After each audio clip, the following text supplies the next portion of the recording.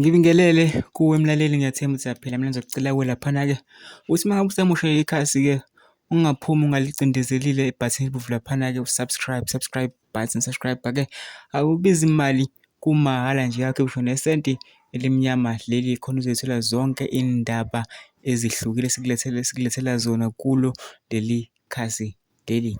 Udaba-ke ngilethele lona-ke namhlanje ukuthi sekuthuke abantu abaningi uMthandeni, sonke njengoba sonke sazi ukuthi uMthandeni ubeqashiwe laphana namhlanje kumcimbi we-EFF, aphinde futhi waqashwa nokumcimbi womkhonto wesizwe-ke. Uthe mefika laphana kumcimbi we-EFF wabe setalabha kabi uNgizwe Mchunu, wamgibela ngenye inhlamba engeke ngisho-ke, ngizodlala-ke ividiyo-ke bese uyizwela wena-ke. Mina ngisekucela kuwe laphana ukuthi ungene ema-comment section-ke bese ubhala phela ucabangani ngalo lolu daba uma usuyilalele le video ngizoyidlala nje khona manje-ke. Ungakhohlwa ucinezela ibhasi elibomvu laphana subscribe akubizi imali, kumahhala, ukhiphe nesenti elimnyama-ke leli-ke. Nayi-ke le clip-ke awuyithokozele.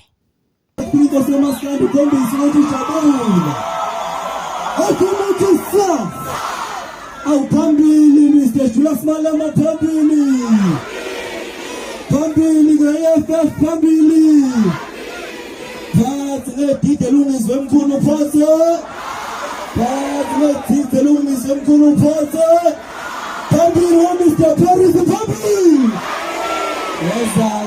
Ngaphambi ukuthi uphume-ke ungakhohlwa ucinezela ibhathini elibomvu laphana subscribe akubizi imali, kumahhala nje bese uyabhala lapho kuma-comment section ukuthi ucabangani-ke ngalo lolu daba leli-ke.